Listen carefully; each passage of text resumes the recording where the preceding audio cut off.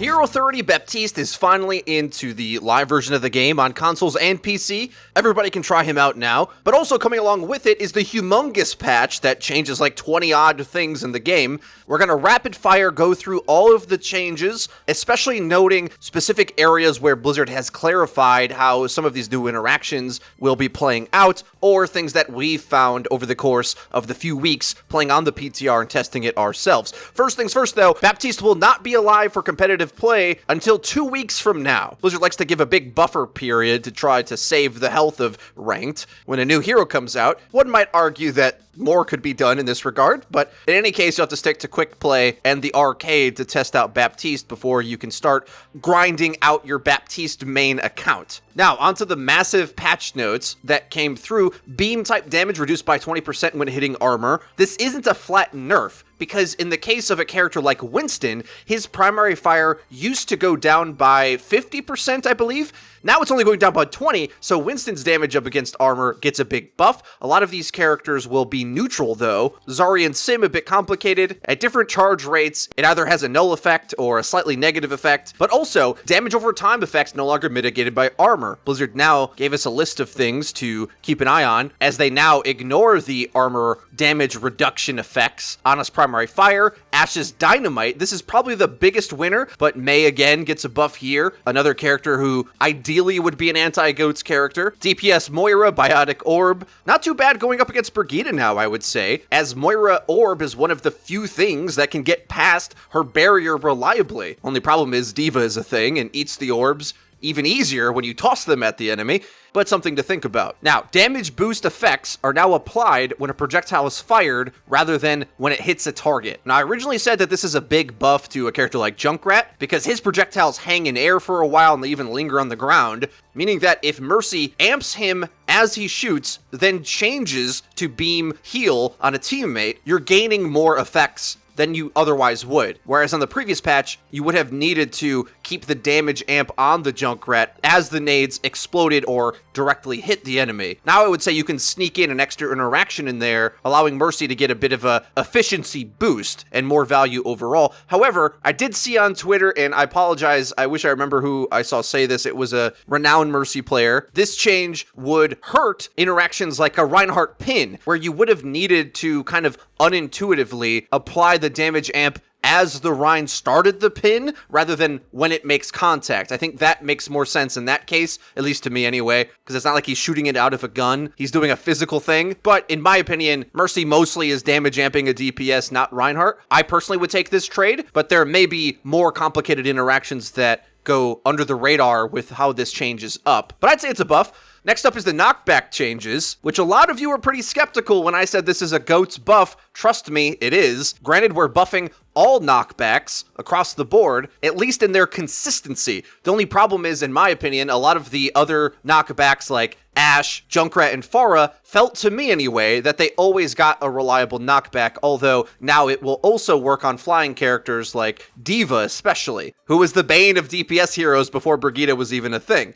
But the thing is, Lucio and Brigitte heavily impact the GOATS meta. I've been saying this for a few weeks, and the more I listen to podcasts and people talk about top-level Overwatch play, I think a lot of people are in agreement. Lucio carries in GOATS meta at the top level. Although we will talk about some Lucio nerfs later, this buff makes his and Brigitte's crowd control more reliable, meaning when that GOATS comp gets onto the objective, it's going to be a lot harder to even touch foot on it, because you can't, like, bully your way onto the objective as easily. They will seriously just crowd control you out of the way to avoid a fight when they don't want one. This is sort of like the goalie of the GOATS comp getting a buff. The defensiveness of GOATS goes up in this regard, although it's getting nerfed on a few other ends that we'll get to in a moment. Now on to the hero nerfs and buffs. First up is Ana, whose nano boost heal goes down from 300 to 250, making it weaker against tanks, but still fully heal all of the squishy targets in the game. You might think this is unfair to Ana, but I think this is sort of a security check on the GOATS meta, because although Ana wasn't top tier in the GOATS mirror match, Ana is very good up against DPS heroes to protect the GOATS comp. So up against anti-GOATS compositions,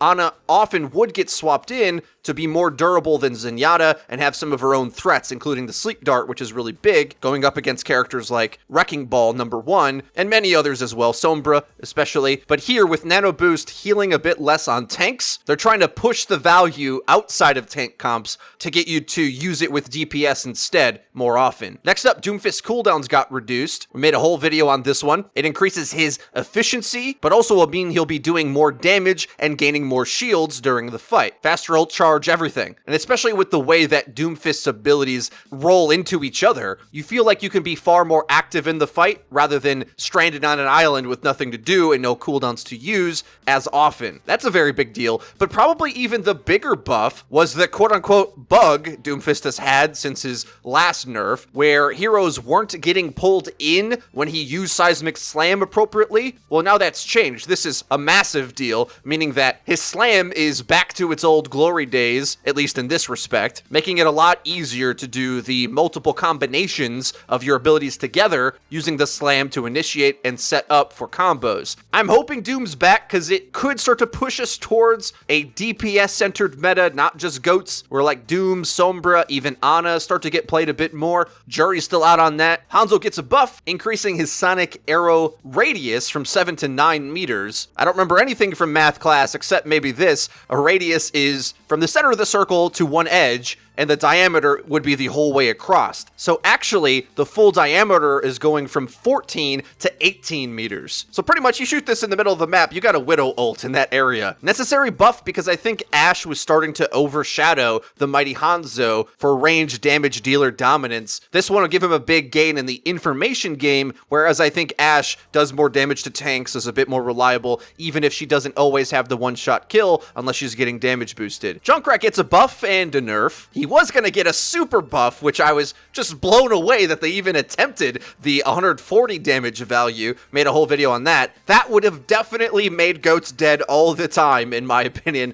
but also probably make everything else dead at the same time. Let's face it, nobody wants a Junkrat meta. I'm a Junkrat player, and we know we're evil incarnate. Now, the key thing to update from my original Junk video is that this new damage value of 130 looks far less impressive when damage amped, but still pretty good. I mean, it's still a lot of damage. The only problem is I'm not so sure that you would prefer to have more mid-fight damage and less ult charge, because despite the other nerfs to GOATs, it's still really hard to kill anything, and if they just play GOATs well enough, they still won't die, even with your mid-fight damage going up, meaning you needed your tire to kill a GOATs comp, and getting them less might not have helped the anti-GOATs movement that they were attempting to go for. However, with 130 damage nades, you can two-shot characters like Brigitte with 2 directs, or throw a preemptive mine, shoot a nade, both of them hit them at once for a one-hit kill combo to do 250 damage in an instant. So that's a big deal. And Junkrat as well gets a buff from the crowd control change, quite significantly I'd say. But I think that helps him up against dive tanks more than it helps him up against GOATs. You can really manipulate a character like D.Va flying at you, which in my opinion has a much bigger effect than displacing a GOATs comp, because they so easily can cover for each other and get back together. Whereas Dive plays more split, so if one character is in just a couple feet too deep, the whole thing collapses. Whereas GOATs, all of their characters have a lot of health and shields and their own defense mechanisms. Dive is a lot more squishy of a concept anyway, meaning it gets punished more from crowd control, whereas 3-3 comps have all the defenses in the world. So they have the tools to save someone when they get pushed out of position, more so than a Dive, who if you bounce Winston out of his bubble, he just pops like a balloon. But that might be a good thing for Owl, because Bunker already countered GOATs. It just was too weak to Dive before, so we may see more Bunker get played overall because it's getting a lot of buffs up against Dive. We'll go over that bit more in a moment. Next up, Lucio. This one, a lot of people are writing home as the big GOATs killer. I don't know if I'm so convinced. Amp it up, speed boost goes down from 70% to 50%. Crossfade, 10% nerf. Your Lucio boops will now count as offensive assists, and his wall ride got a buff, but overall with the speed boost changes, I think it's essentially exactly the same, I believe, at this point. So Lucio has been nerfed, on paper anyway, but with crowd control being so much better and more reliable now, I think in some cases, I might even say he got buffed overall. Yes, his speed for his team definitely did get nerfed, but the problem is, I think when people look at this change, they start to think, well, Lucio's worse, that means he's unplayable now. Whereas I liken it to being on the freeway, doing 120 miles per hour, then slowing down to like 90. Is that a big decrease? Yeah, definitely. But are you still speeding over the limit, essentially cheating, breaking the system, getting past everybody? Yeah, on a couple maps, this might be troublesome for GOATS comp, but it's not so severe of a nerf that it makes Lucio unplayable. What we need is to be able to ban Lucio, not just make him slightly worse if you really want to kill GOATS. On a few maps, it might be the case where a team will take too much damage before they get to cover, but I just don't see that happening. All GOATS has to do is get onto the objective, and on so many maps, they do that. Whether Lucio has 70% or 50%, it'd have to go down to something really, really bad, like 30% for me to be like, definitely GOATS is dead. Because remember, once they get onto point now, their crowd control to bully you back away from the point is better. Meaning that the defending team with crowd control positioning more easily pushes away advancement, whereas before, how CC worked, you could bully your way towards crowd control and it would have a reduced effect because you were like pushing against the wind. Now, as Orisa comes down on the bunker comp to contest the point, if she doesn't fortify, one click of the sonic amplifier and Orisa goes flying. Same thing with D.Va shooting, it's Boop City out here, baby. Team Lucio might have got a bit of a nerf, but the crowd control effect got a buff. Now, McCree, Fan the Hammer damage reduced from 55 to 50. Deadeye now gets an extreme ramp up as it starts to charge, and you're really going to notice this on high health point targets. This is a change that I think makes Deadeye a lot better at the higher tiers of play. At lower tiers, it already would catch a lot of people out. If McCree goes on a flank, gets behind you, isn't accounted for, kills the whole team. Higher ranks, they're more keen to look out for that sort of thing, but the lock-on is so much faster that that type of play, even when you're ready for it, might be too much, because there's some cool interactions with the 550 damage value at full lock-on after a second and a half, that it will quickly break shields like it's never done before, and we've got a full video explaining that. Only problem is defense matrix is still a thing, so it won't always kill the whole team, but it will definitely threaten it, and be kind of a team fight winning ultimate, to be honest. This is an outrageous buff, because if D.Va doesn't eat it, if it kills your shield and even nothing else, or maybe one other target, just a simple zoning Deadeye is going to be a big deal. However, up against a good D.Va who always eats it, I think you're going to miss the extra 5 damage Fan the Hammer used to do, because it has some crucial breakpoints, especially on some of the beefier squishy targets that exist, requiring you to hit an extra shot on like Brigida and Doomfist, whereas you used to melt them a bit easier before. Maze, Endothermic Blaster gets a bit of a buff, 10 damage per second, but the big deal here is the beam change, which I'm pretty sure by my math should mean now that it does a flat 20% reduction, May's gonna get a buff on her primary up against armor, similar to how Winston did. A big deal, actually. Only problem is, Winston's damage does a big cleave to a death ball, whereas Mei usually is just freezing one target, so it's not as big of a gain, but hopefully will help some of the downside of picking Mei, which is you lack a lot of firepower, which is why pros don't really play her much, even though her crowd control can have teamfight winning effects. Next up, Moira's change. This makes her healing more efficient. Don't get fooled by it saying that the healing is increased. It's also stretched out over a longer period of time, so it's actually less healing per second, which matters because burst damage is a thing, but is important so that when you sprinkle a little bit of Biotic Grasp on your teammate to heal them and change targets, the heal over time will persist for 4 seconds, which if they continue to take damage, will keep topping them up, even as you switch targets to heal something else. At lower ranks, she has tons of reliable impact, even when going for damage sometimes. Genji players hate her, so although this doesn't change the high-level meta in my opinion at all, it might irritate some lower-ranked players where Moira was already pretty strong, so be on the lookout for that one. one. Next, Orisa's fusion driver movement speed penalty is reduced by 20%. You used to slow down by 50, now only 30. It feels like you skate while you shoot now, which feels really good and is really strong in duels, especially when shield dancing, as you can duck in and out of your shield more close to like what a Winston can do with his, but you have a much more capable weapon that can get headshots. So yeah, your damage output potential up against a lot of things goes up a lot. At the break of the fight against Goats, I don't think this matters at all, but if Orisa lives into like the late part of a fight in like a 3v3 where there's, you know, Zarya, D.Va left against them, because they're not melee characters, her barrier does a lot actually, so you'll significantly increase your damage output because you'll be able to shoot and strafe in spots where you otherwise would have needed to just run and not shoot at all. So that's a big deal, but I think this matters even more up against dive comp, where that same kind of principle applies that I just described, but happens at the break of the fight as well. Not just the end of the fight where things get scrappy and the numbers of the teams are low. Pharah got a buff so that her minimum explosion damage goes up by 3.75, which sounds incredibly low, but will matter when it hits multiple targets, or Pharah's usually damage amped, right? So even small little nudges to her damage values have a big deal because they're usually amped by 30% from Mercy. Reaper gets a small nerf, splitting the difference between where it started, going down to only 40% now. At some point, I think they're just going to have to rework this character if they're expecting him to do anything up against the power creeped 3-3 tank comps that exist. He's too easy to outplay in a 2-2-2 mirror at the high level of play and has no utility up against 3-3. He just full commits into a brawl and that's what they want to do anyway. He's gonna lose. He's looked horrific and unusable in Owl, only closing out fights, not really winning them for the team, which does matter up against Stall, like, you know, 2CP and Nubis B. They're going to get a respawn, so that is a viable strategy there to have a character that's really good at cleanup. If your tanks carry the break of the fight of the first fight you need to win, he can help close out the second retake fight. But other than that, your boy Reaper needs a rework. He's just too simple of a character of a bygone era of Overwatch. Speaking of that principle, Soldier 76, he's a poor old man. I feel bad for him.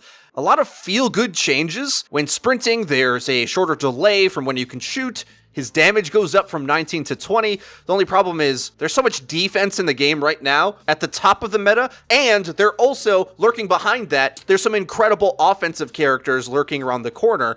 Back when Soldier was meta at the 20 damage value, we didn't have Wrecking Ball and Doomfist. Sombra was really weak for a while until she got her buffs. So not only, I think, are there characters that just kind of clown on Soldier, jumping onto him and insta-killing him with a cooldown, Sombra's damage is so good, and she goes invisible, and has a better ultimate, and doesn't die as easily. It's like, why are we going to pick Soldier again? He's really getting left behind because the game's just more complicated than his design allows for him to compete with. And especially with McCree's ultimate getting buffed, the static hit scan medium range character gap is getting even bigger than it was before. As much as I'm downplaying it though, I think these changes will matter at lower ranks and perhaps even on console, where Pharah is a really big problem character. Hopefully with taking one less bullet to kill, maybe that helps you guys out. I've barely played on console, but Soldier, especially with the aim assist, always felt really good in my hands anyway.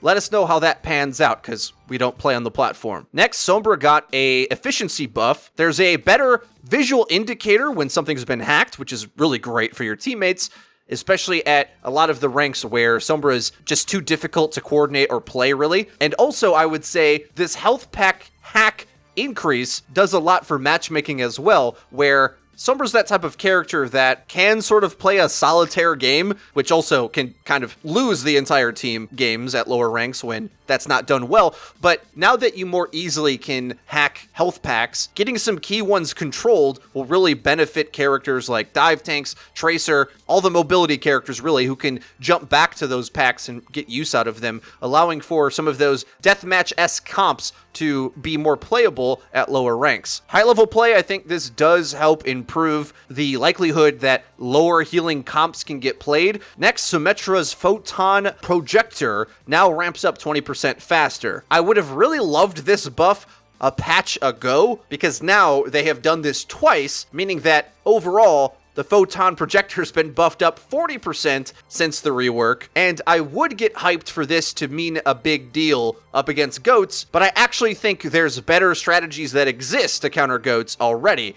I'd still rate Junk above Sim, but especially when you think of Orisa having better move speed when shooting, that mobile turret bouncing with a teleporter, that crazy team comp looks a little bit better as well with all that stuff getting buffed. Next change, Torb's health got a massive buff. 50 health points of armor from Go. Now he loses 50 health out of his overload ability. Moving that into his base health matters a lot more because he always has it and it can be healed, meaning that as you top Torbjorn up, he just keeps having that 50 armor, and we know how obnoxious that could be on a character like Brigitte. I mentioned Brigitte as well because now father and daughter both are quite devastating up against a lot of the dive characters. Although, remember, there was a bunch of changes to how armor worked as we covered earlier in the video, but especially up against a character like Tracer, armor really thins out her damage unless she's dealing headshots. But oh wait, Torbjorn is just one big head hitbox anyway, so that's probably a bad example. But however, up against a character like Diva, who didn't gain anything with the big armor change that happened a while back, this health will definitely matter. But I think you might be more afraid of a diving Winston than you were before, as when he used to overload for 150 health, that armor was devastating against the Winston's damage, and now it's like 30% better.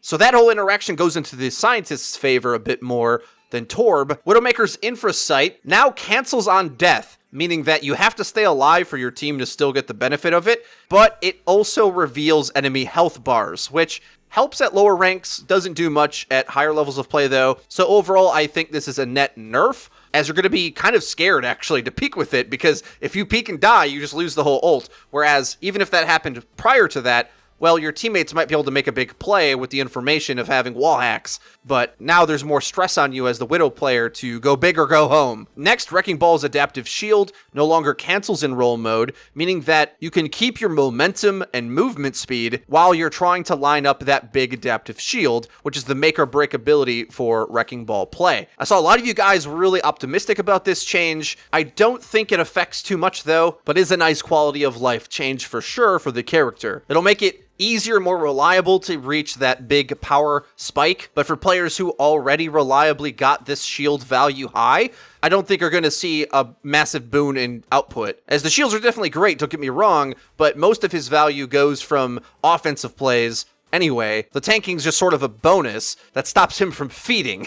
I will say, high-ranked players and pros are pretty convinced that we're on the precipice of a Wrecking Ball meta if GOATS is to go away, as his high-skill burst impact is just so high that when you max that out for fragging, it actually might outdo the shielding that a normal tank would provide, but I think you need incredibly skilled teammates to pull that off. Zarya, Particle Cannon, alternate fire, explosion radius reduced to 2 meters, regardless of energy level. It used to go up to 3 when you're at high energy, which remember, a radius is only half of the circle of explosion, meaning that it's going to hit far less multi-hits as well, meaning that Zarya Graviton Surge Charge is going to take quite a big hit because multi-hits with her ranged particle cannon nades were one of the biggest ways that she farmed up Grav quickly. But I don't think this does too much to GOATS though, as the scariest thing for me was how she synergized with the whole comp and having 190 DPS out of her main beam, just melting anything that the team was focusing, typically fighting on point.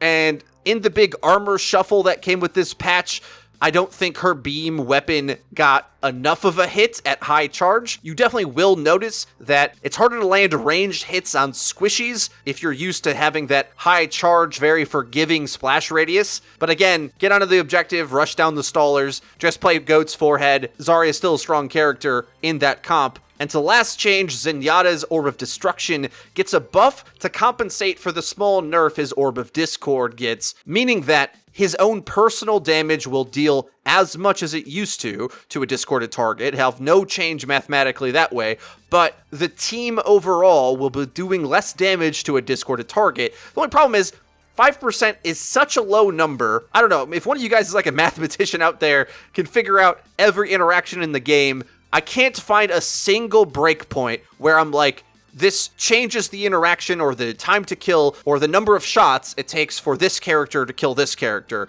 or this ability to land into a tank or anything like that. I can't find it. It's more so like the amount of damage that we're getting reduced here in the team fight equates to a shot or two from Lucio. Like you're losing 20 to 40 to maybe 50 damage over the course of a few seconds with your whole team fighting around the Discord.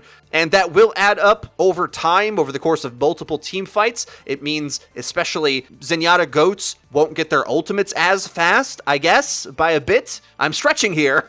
I don't really think this is a significant Zen nerf. And when you start to add up all of these different buffs and nerfs, if their goal was to extinguish the GOATS virus from top-tier competitive play, well, Doc, I think we'll need a second opinion. A chink in the armor for sure. It'll definitely make it harder to run in ranked, which is what most people care about anyway, but won't change the top-tier competitive meta. So, yeah, I don't think they're done with this yet, and I hope it doesn't take an entire new character to get pros clicking heads yet again. Guys, that's everything for the video. If you did enjoy it, please be sure to leave it a like. It really does help us out and lets us know that you're enjoying the content. If you haven't already, please subscribe and be sure to hit the bell icon so that you get notified when our videos go live. Link to the description is our Twitter. Pop us a follow on there. That's been it for me. I've been FREEDO for your Overwatch. See you guys next time.